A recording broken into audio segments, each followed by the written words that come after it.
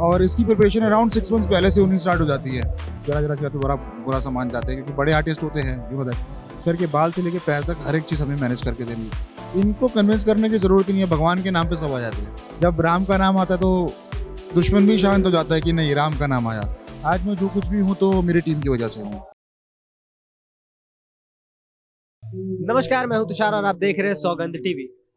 Love कुश रामलीला में हमने आपको कई कलाकारों से मिलवाया, चाहे राम हो, सीता हो, लक्ष्मण हो, लेकिन इस पूरे मंचन में कौन ऑर्गेनाइज इसे करवा रहा है, किस कठिनाइयों से वो गुजरते हैं, आज वो हम दिखाएंगे और उनसे बातचीत करते हैं। इनका नाम है तनिष्क और ये पूरा ऑर्गेनाइजेशन जो ऑर्गेनाइज करवाया इन्होंने ही करवाया है और इनसे जानते हैं कि कितनी कठिनाइयाँ आती है ऐसे कैरेक्टर्स को लाने में। बम्बई से ये सारे कलाकार आए हैं, उनके कॉस्ट्यूम, मेकअप, सब जितने भी चीजें हैं वो बम्बई से आए हैं। तो कितना मुश्किल होता है या कितना आसान होता है, सब कुछ इनसे बातचीत के दौरान चलिए जानते हैं। सर, सबसे पहले ये बताइए कि कितना मुश्किल होता है, क्योंकि कॉस्ट्यूम से लेके एक एक चीज जो है आर्टिस्ट की वो सारा बम्बई से आया है, तो कैसे अरेंज करवा पाते हैं? It's very big task actually, क्योंकि क्या है कि एक एक चीज़ हमें नोट डाउन करनी पड़ती है। पहले हर एक चीज़ देखनी पड़ती है पहले कि कौन सा कॉन्सेप्ट का किस तरीके से है सब कुछ, तो हमें वो चीज़ सारी मैनेज करनी पड़ती है डे वन से। और इसकी प्रिपरेशन अराउंड 6 मंथ्स पहले से उन्हीं स्टार्ट हो जाती है, क्योंकि क्या है कि अगर उस पीरियड के अंदर कुछ भी मिस होता है ना तो हमारे को प्रॉब्लम फेस करना पड़ता है, क्योंकि आर्टिस्टों को कुछ, क्योंकि बड़े आर्टिस्ट है, यू नो दैट, टीवी से आए हैं सारे, तो उनको अगर कुछ भी, अगर जरा सा भी उनको लगता है कि हाँ ये मिस है, तो वो चीज़ काफ़ी बड़ी हो जाती है कि नहीं ये मिस क्यों है, क्योंकि वो जरा जरा से आते बड़ा बुरा सामान जाते हैं, क्योंकि बड़े आर्टिस्ट होते हैं, यू नो दैट। तो एक एक चीज़ हमें मैनेज करनी पड़ती है वहाँ पे कि उनको सर के बाल से लेके पैर तक हर एक चीज़ हमें मैनेज करके देनी पड़ती है।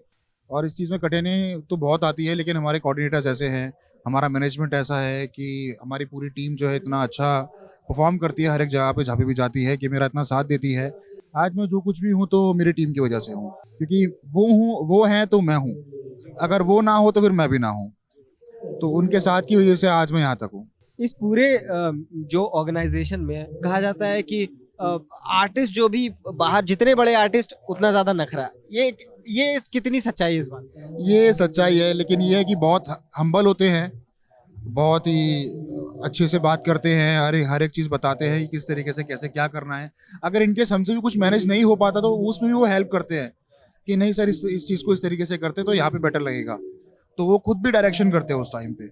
हम लोग जैसे डायरेक्शन करते हैं, प्रोडक्शन हाउस देते हैं, सब कुछ देते हैं, उस टाइम पे अगर हम कुछ गलती कर रहे हैं तो उस चीज़ को वो भी समझाते हैं कि इस चीज़ को ऐसे कीजिए। तो बहुत ही हम्बल होते हैं, और ऑब्वियसली बात है, इतने बड़े आर्टिस्ट है तो एटीट्यूड तो होगा। और अगर बात की जाए इस बार जो सबसे बड़े कलाकार जो है मुकेश ऋषि, जो रावण का किरदार कर रहे हैं, और साथ ही साथ जो राम का किरदार कर रहे हैं गगन मलिक, या जो कविता जोशी जी हैं सीता का किरदार कर रही हैं, दिशांक अरोड़ा जो लक्ष्मण का किरदार कर रहे हैं, ये जितने भी बम्बई के कलाकार हैं, इनको किस तरह से कन्विंस किया यहाँ रामायण के लिए, जो रामलीला है उसके लिए कैसे कन्विंस? इनको कन्विंस करने की जरूरत ही नहीं है, भगवान के नाम पे सब आ जाते हैं। जब राम का नाम आता है तो दुश्मन भी शांत हो जाता है कि नहीं, राम का नाम आया। मतलब राम के नाम पे सारे कन्विंस ऐसे ही हो आ जाते हैं, सारे आ जाते हैं। ये क्या है कि एक धार्मिक कार्यक्रम है ये, और हमारे देश में किस तरीके से दिवाली मनाई जाती है तो आप जानते ही हैं कि जब राम जी, जब हमने वनवास से 14 साल के वनवास से जब वापस आए थे अपने घर, अपनी मिट्टी के पास जब आए थे, तो लोगों ने दीपक जलाए थे, दिवाली बनाई थी। आज का वो ट्रेंड अलग हो चुका है, वो बम पटाखों में चेंज हो गया सब कुछ। लेकिन ये है कि यही हमारी इंडियन सभ्यता है, भारतीय सभ्यता है हमारी, कि अगर हम भगवान के नाम पे अगर कुछ करते हैं तो ये बड़े बड़े आर्टिस्ट बढ़ चढ़ के मतलब मदद। हाँ जी, हाँ जी, हाँ जी। तो बड़े बड़े लोग सबके सब आके बड़ा अच्छा मैनेजमेंट करते हैं। आज भी इतने बड़े बड़े लोग यहाँ पे हैं जिनके साथ में बैठा हूँ, मैनेजमेंट कर रहा हूँ सब कुछ। तो ये मेरा पिता का आशीर्वाद मानता हूँ मैं, कि ये उन्हीं का आशीर्वाद है, और इन सबका कर्म, मेरा कर्म है, मेरा काम है जो मुझे आज से यहाँ तक पहुँचाया है। और एक और चीज है कि अब हम देख रहे हैं कि हर दिन जो चीफ गेस्ट हैं वो अलग अलग आ रहे हैं, चाहे वो केंद्रीय मंत्री हो, केंद्रीय राज्य मंत्री हो, तो इनको ये भी क्या सिर्फ रामायण के नाम पे आ जाते हैं, या फिर कैसे इनको कैसे आप बुलाते हैं? मैंने पहले भी ये बात बोली, मैं दोबारा वही बात रिपीट करता हूँ कि राम के नाम पे सब आ जाते हैं। राम के नाम पे जितने भी नितिन गडकरी आए, फिर हमने देखा कि जो कैरेक्टर प्ले किया है यहाँ, जो भारतीय जनता पार्टी के कई नेता हैं, उन्होंने तो विश्वामित्र का रोल भी निभाया, अश्विनी चौबे जी ने विश्वामित्र का रोल निभाया, और साथ ही साथ विजेंद्र गुप्ता जी जो भारतीय जनता पार्टी के एमएलए हैं, उन्होंने राजा जनक का किरदार निभाया।